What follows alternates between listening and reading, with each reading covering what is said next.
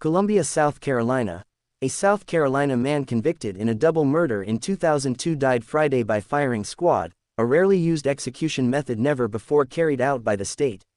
Brad Sigmon, 67, was pronounced dead at 6:08 p.m. at Broad River Correctional Institution, a spokeswoman for the South Carolina Department of Corrections told reporters. He was the oldest inmate executed by the state. The spokeswoman, Christy Shane, said the three-person squad opened fire at 6:05 p.m. using .308 Winchester rifles.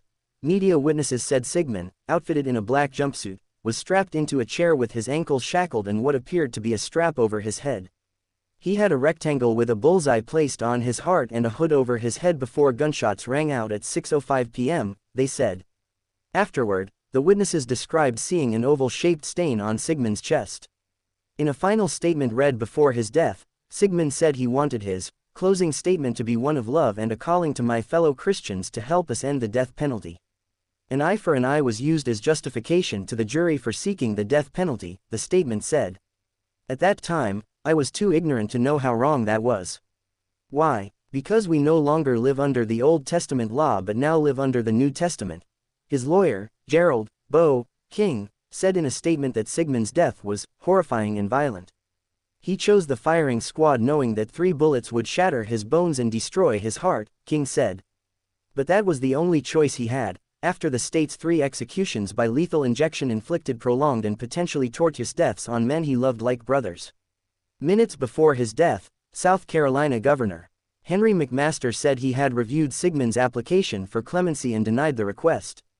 The U.S. Supreme Court had earlier denied an application for a stay of execution. Roughly 30 protesters were outside the prison, including the brother of the last prisoner executed by firing squad in the United States. Ronnie Lee Gardner's brother Randy has become a fervent anti-death penalty activist since his brother's 2010 death in Utah. Sigmon chose a firing squad after concerns were raised about previous lethal injection executions in South Carolina. Inmates required twice the dose of pentobarbital, and one inmate died with his lungs massively swollen with blood and fluid, akin to drowning, according to an autopsy report cited in court documents filed by the defense last month. State prosecutors responded that Sigmon waived any argument about lethal injection, since he chose to die by firing squad. King said Sigmon has admitted his guilt and accepted that he deserves punishment, but added that he's been asked to make this choice as to how he's going to die, with only basic knowledge of each protocol. South Carolina restarted executions in September after a 13-year pause caused by the state's inability to procure lethal injection drugs. A SHIELD law allows officials to publicly withhold details surrounding where the state sources its current supply of pentobarbital. Richard Dick Harpootlian, a former prosecutor who handled death penalty cases, introduced the firing squad proposal when he served in the state legislature in 2021. He said he wrestled with pushing for the method but found it less barbaric than the electric chair. I don't relish the idea of somebody being shot to death, but if they're going to die, this is an alternative, Harpootlian said.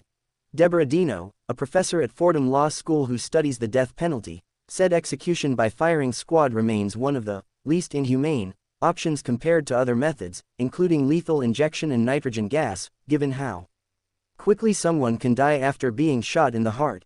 Its return harkens back to other periods in American history when firing squads were more common, such as the colonial era and the Civil War, when it was used against deserters.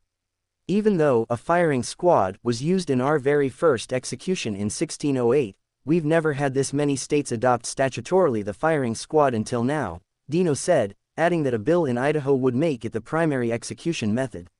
Witnesses to Utah's last firing squad execution recently recalled to NBC News the sound of rapid gunfire in the chamber and how the inmate, Ronnie Lee Gardner, appeared to flinch and move his arm after being shot.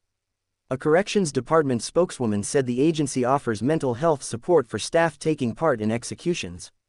Sigmon was found guilty in the beating deaths of his ex-girlfriend's parents, William David Lark, 62, and Gladys Gwendolyn Lark, 59.